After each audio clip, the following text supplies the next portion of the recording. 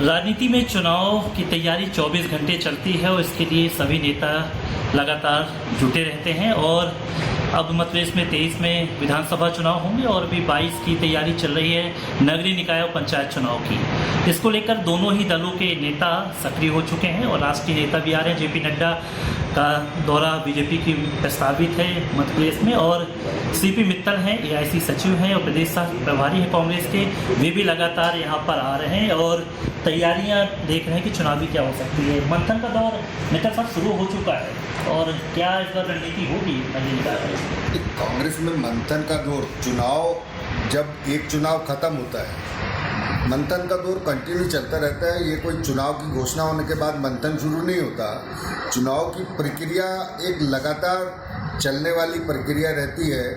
आज कोई चुनाव खत्म हुआ है, उसका 5 बजे परिणाम आता है, तो अगर सक्षम आदमी है तो वो अपने नतीजों के हिसाब से उसी 5 बजे के परिणाम आने के बाद अगले चुनाव की तैयारी शुरू कर देता है। मध्य प्रदेश में किस तरह से महापौर के कैंडिडेट को आप तलाश रहे हैं? क्या इसका दायरा होगा, किस तरह से, क्योंकि डिले भी हुआ है चुनाव का? अभी इसके बारे में महापौर का सिलेक्शन किस प्रकार से होगा, अभी पहले बीच में ये था कि भी इनडायरेक्ट इलेक्शन होगा, आज या कल में ये आया कि डायरेक्ट इलेक्शन होगा।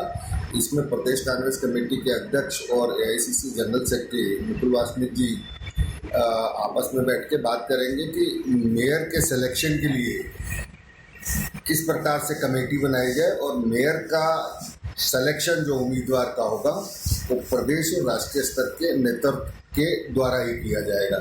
बाकी जो पार्षद का चुनाव और नगर पंचायत के चुनाव, नगर पालिका, नगर पार्षद का जो भी रहेगा वो सब लोकल जिला कांग्रेस कमेटी के अध्यक्ष और जो आपके विधायक चुनाव लड़े हैं ब्लॉक कांग्रेस कमेटी के जो प्रमुख कांग्रेस के नेता हैं, उन लोगों की कोई कमेटी बनाई जाएगी और उसके बाद वही लोग सेलेक्ट करेंगे। कई बार देखा जाता है कि सर्वे को दरकिनार करके उन नेताओं को टिकट दे दी जाती है जो कि किसी नेता के खासम खास होते हैं। क्या ये सिस्टम बदलेगा? ऐसा नहीं है कि कभी कभी कांग्रेस में इस तरह का प्रचलन है कि कोई अगर सक्षम नहीं है उसको टिकट दे देती है। कभी कभी इस प्रकार के निर्णय होते भी हैं, मगर उसमें आने वाले समय के अंदर पूर्ण रूप से सुधार किया जाएगा।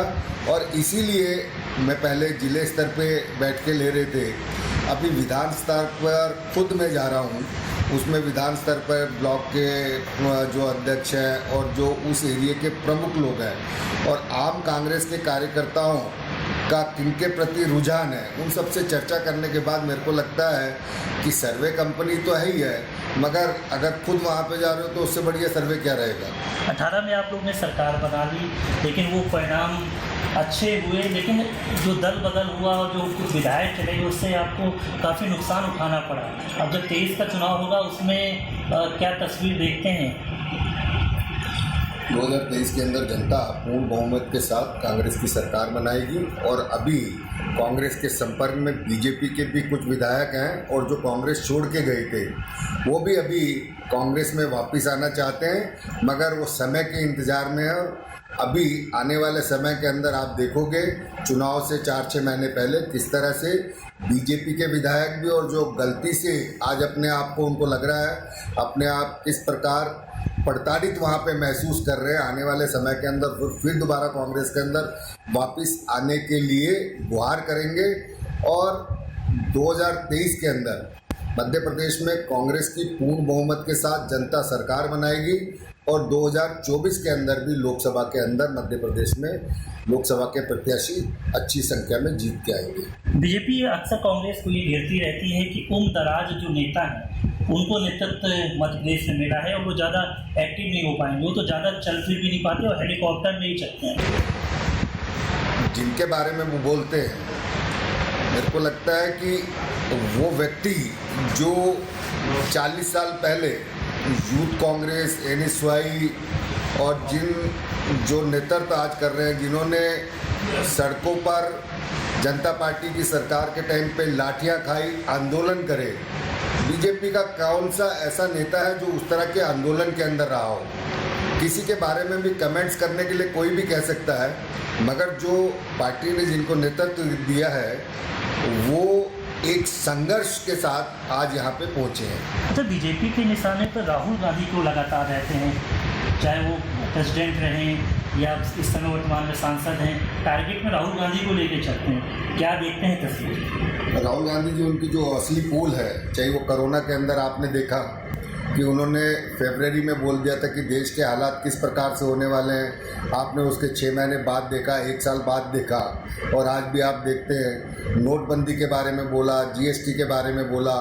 राहुल जी ने जो भी बोलते हैं, अभी राहुल जी लंदन के अंदर जो बोला है, आने वाला समय बताएगा कि देश किस तरह जा रहा है। आप महंगाई चरम सीमा के ऊपर है, कभी अपने आप ही 3 महीने के अंदर 10 रुपये पेट्रोल और डीजल का रेट बढ़ा देते हैं, फिर जनता को गुमराह करने के लिए 8 रुपये 7 रुपये उसमें से कम कर देते हैं। जनता के आंखों में कब तक धूल झोंकेगी? यही जनता इतनी महान है, आने वाले समय के अंदर कब बीजेपी को पटकने देगी बीजेपी को समझ भी नहीं आएगा। इस बार देखा जा रहा है, कुछ लोग ये कह रहे हैं कि हम लोग जो विधानसभा के चुनाव हो उसमें 6 महीने पहले ही कैंडिडेट की घोषणा कर देंगे, जिससे काफ़ी अच्छी तैयारी हो। कि हम लगातार बहुत लंबे समय से हारते आ रहे हैं, उसमें कोशिश रहेगी कि उम्मीदवारों का चयन जल्द किया जाए और उनकी घोषणा जल्द की जाए, ताकि वो अपने काम के ऊपर सुचारू रूप से लगे। जो विधायक हैं उनमें से बहुत कम विधायक ऐसे होंगे जिनकी परफॉर्मेंस अच्छी नहीं होगी, वहाँ पे परिवर्तन हो सकता है। बाकी जो 2-2, 3-3, 4-4 दफ़ा से हम विधानसभा हारते आ रहे हैं, वहाँ पे हमारा चयन की प्रक्रिया अभी से शुरू है और आने वाले समय के अंदर जल्दी ही उम्मीदवारों की घोषणा कर दी जाएगी। जहाँ पर आप बैठे हैं जबलपुर है, ये महाकौशल क्षेत्र में आता है और यहीं से कमलनाथ जी भी आते हैं, प्रदेश अध्यक्ष हैं। काफ़ी हाईलाइटेड हो जाता है जबलपुर के विषय में कुछ मंथन हुआ है? जबलपुर के अंदर शहर और ग्रामीण में 8 में से 4 विधायक हमारे कांग्रेस के हैं, जिसमें से 2 जब कमलनाथ जी की सरकार के 2 मंत्री थे, उनका काम बहुत सराहनीय रहा है। और अभी हमारे चारों विधायक बहुत अच्छा काम कर रहे हैं, जिसमें एक पाटन की विधानसभा है, उसमें पहले हमारा विधायक रहा है। ये 3 विधानसभा है, इसके ऊपर हमारी एक्सरसाइज चल रही है और उसमें कौन कौन उम्मीदवार अच्छे रह सकते हैं, एक पैनल बनेगा। उसमें प्रदेश कांग्रेस कमेटी के अध्यक्ष भी अपना एक सर्वे करा रहे हैं, हम भी खुद लोगों से जाके मिल रहे हैं। आने वाले समय के अंदर, आने वाले समय में कम से कम 8 में से 6 या 7 सीटें कांग्रेस जीतेगी। अच्छा, किसी विधायक को भी महापौर की टिकट दी जा सकती है क्या, जैसे इंदौर में बात आ रही है?